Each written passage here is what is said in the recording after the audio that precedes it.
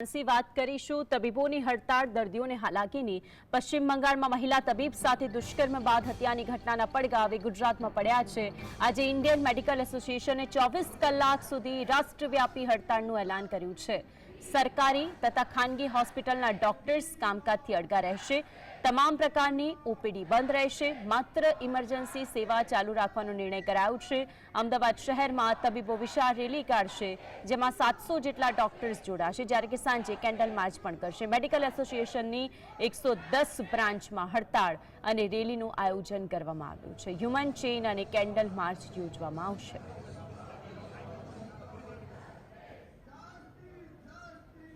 રેલીનું આયોજન કરેલું છે।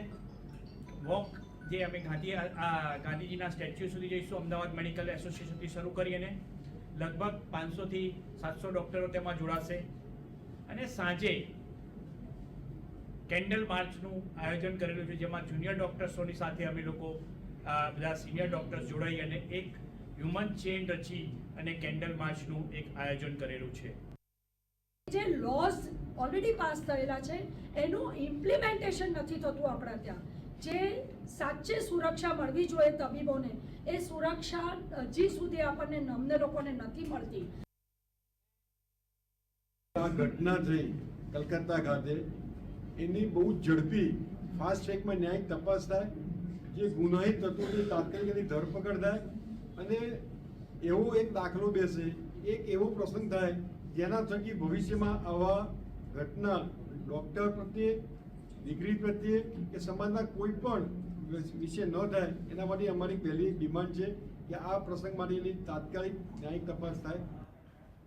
તો આખરે ઇન્ડિયન મેડિકલ એસોસિએશનની શું 3 માંગ છે? પહેલી તો સમગ્ર મામલે નિષ્પક્ષ તપાસ થાય અને દોષિતોને સજા મળે, એ સૌથી પહેલી માંગ। બીજી માંગ છે કયા સંજોગોમાં ગુનો શક્ય બન્યો તેની ઝીણવટભરી તપાસ થવી જોઈએ, આ બીજી માંગ છે। જ્યારે કે ત્રીજી માંગ છે કાર્યસ્થળ પર તબીબ અને ખાસ કરી મહિલા તબીબોની સુરક્ષામાં સુધારો થાય અને તેને સુધારવા માટેના પગલાં લેવામાં આવે। આ 3 માંગો છે।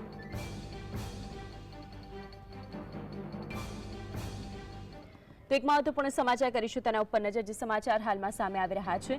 કોલકાતાના રેપ હત્યાકાંડને લઈને દેશભરના તબીબો હડતાળ પર છે અને તેમાં પણ ખાસ કરીને મહાનગરોની અંદર પણ તમામ તબીબો છે કે જે અત્યારે હડતાળ પર ઉતર્યા છે। ગુજરાત આયુર્વેદ એસોસિએશન કે જેણે પણ હડતાળને સમર્થન આપ્યું છે। 25,000થી વધુ આયુર્વેદિક ડોક્ટરો દ્વારા બંધનું એલાન આપવામાં આવ્યું છે। ઇમરજન્સી સેવા સિવાયની તમામ જે સેવાઓ છે તે બંધ રહેશે। કોલકાતાના રેપ હત્યાકાંડને લઈને દેશભરના તબીબો હડતાળ પર છે। જે 3 માંગો જે ઇન્ડિયન એસોસિએશન દ્વારા કરવામાં આવી છે, બીજી તરફ આયુર્વેદ એસોસિએશન કે જેણે પણ હડતાળને સમર્થન આપ્યું।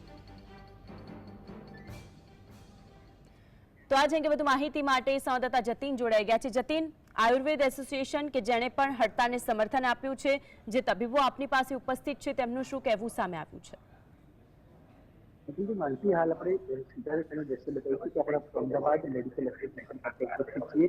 ત્યાંના ડોક્ટરો જે છે તેઓ પણ વિરોધ પ્રદર્શનમાં જોડાયા છે। તેઓ કેન્ડલ માર્ચ તે કાઢવાના છે, વિરોધ પ્રદર્શન કરી રેલી જે છે તે કાઢવાના છે। આપણે કેટલાક ડોક્ટરો છે તેમની વાત કરવા આપણે શું કહેશો? વિરોધ પ્રદર્શન કરી રહ્યા છો, કયા બતાવીએ? આજે જે કલકત્તામાં જે અમારા ટ્રેની ડોક્ટર સાથે જે કૃત્ય થયું છે, ગેંગરેપ સાથે તેનું મર્ડર થયું છે, એના વિરોધમાં એને જસ્ટિસ અપાવવા માટે અને સાથે સાથે અમારી ડોક્ટરોની એક માગણી છે જે વર્ષો સાથે કે સેન્ટ્રલ પ્રોટેક્શન એક્ટ નું અમલીકરણ થવું જોઈએ।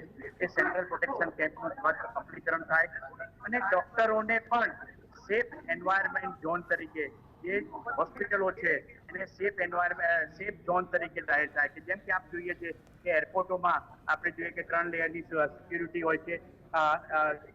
એમાં જો કોઈ પણ એરપોર્ટના કર્મચારી જોડે કંઈ થાય તો તરત જ એનો એક અલગ પ્રકારનો હોય છે। એવો હોસ્પિટલ માટે પણ એવા કાયદાનું બનવું જોઈએ, એનું અમલીકરણ થવું જોઈએ અને જે અમારી આ પીડિતા રહે છે એટલે તુરંત ફાસ્ટ ટ્રેકમાં એ કેસ ચાલવો જોઈએ અને એના જે બળાત્કારીઓ છે એમને કડકમાં કડક સજા થવી જોઈએ, જેનાથી સમાજમાં એક દાખલો બનીને રહેશે કે કોઈ પણ જયારે તમે આપ જોતા રહ્યા છે કે વારે ઘડીએ ડોક્ટર અગેન્સ્ટ વાયોલન્સના કેસીસો બનતા હોય છે। ડોક્ટરો સોફ્ટ ટાર્ગેટ હોય છે, એ ટાર્ગેટ ન થવા જોઈએ અને એના માટેના કાયદાનું અમલ થવું જોઈએ।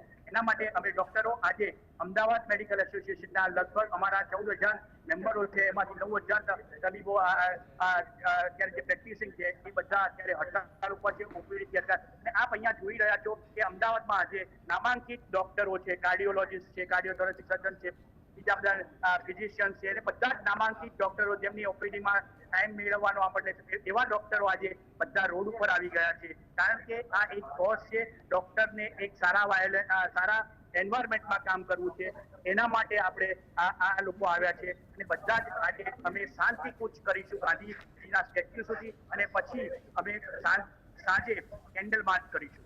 કેટલા ડોક્ટરો અત્યારે જોડાવાના છે? અત્યારે લગભગ 2,000 થી 3,000 ડોક્ટરો જોડાશે અને સાંજે પણ એટલા જ એનથી અથવા એનાથી વધારે ડોક્ટરો જોડાવાની શક્યતા છે. સૌથી મહત્વની વાત છે કે તમે સીધા દ્રશ્ય બતાવ્યું છે તે પ્રમાણે અમદાવાદ મેડિકલ એસોસિએશન પાસે મોટી સંખ્યામાં ડોક્ટરો જે છે તે આવી ચૂક્યા છે. ડોક્ટરો વિરોધ પ્રદર્શન જે છે તે કરી રહ્યા છે. એને કીધું ગાંધીજી ઇન્કમટેક્સ સુધી તમામ ડોક્ટરો જે છે તે વિરોધ પ્રદર્શન કરવાના છે.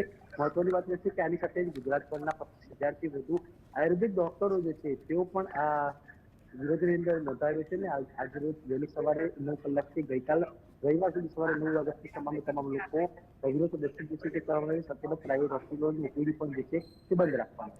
તબીબોની તો માંગ છે જે ખરેખર ગ્રાહ્ય જ છે, પરંતુ તેના કારણે જે દર્દીઓને હાલાકી પડી રહી છે તેને લઈને ડોક્ટરનું શું કહેવું સામે આવે છે. બીજી તરફ ઇમરજન્સી સેવા તો ચાલુ રહેશે, પરંતુ હોસ્પિટલોની અંદર એક તરફ રોગચાળો છે અને આ પરિસ્થિતિની વચ્ચે દર્દીઓને પડતી હાલાકી વિશે ડોક્ટરનું શું કહેવું છે, તેમની સાથે વાતચીત કરશું. ડોક્ટર સાથે વાતચીત થઈ. ડોક્ટરે જણાવ્યું કે કોઈ પણ દર્દીઓને મુશ્કેલી નહીં પડે તે માટે પણ વ્યવસ્થા કરવામાં આવેલી છે. મહત્વની વાત છે કે ડોક્ટરે જણાવ્યું હતું કે ઇમરજન્સી સેવાઓમાં જે ટીમો અલગ કરવામાં આવી હતી, જે ટીમની જરૂર હોય તે 2 થી 3 ટીમો જે છે તે રાખવામાં આવી છે. એટલે કે ખાસ કરીને દર્દીઓને કોઈ પણ પ્રકારની મુશ્કેલી ન પડે તેનું ખાસ તકેદારી જે છે તે ડોક્ટર દ્વારા રાખવામાં આવી છે. કોઈ પણ હોસ્પિટલમાં જે ઇમરજન્સી સેવાઓમાં 1 થી 2 ટીમ જે કામ કરતી હોય છે તેથી 3 થી 4 ટીમ કે ટીમો ડબલ કરી દેવામાં આવી, જેના કારણે કોઈ પણ દર્દીઓને મુશ્કેલી સામનો ન કરવો પડે. સાથેમાં જ ઇમરજન્સીમાં કોઈ ઓપરેશન કરવાનું આવે કે કોઈ પણ સર્જરી કરવાની આવે છે, તમામ પ્રકારની વ્યવસ્થા ઇમરજન્સીમાં કરવામાં આવેલી છે, તેનું પણ ધ્યાન રાખવામાં આવ્યું છે. કે વિરોધ કરી રહ્યા છે, પરંતુ દર્દીઓને ક્યાંય ને ક્યાંય મુશ્કેલી ન પડે તેની પણ ખાસ તકેદારી ડોક્ટર દ્વારા રાખવામાં આવેલી છે. આભાર જતીન, આપ જોડાઈને વિગતો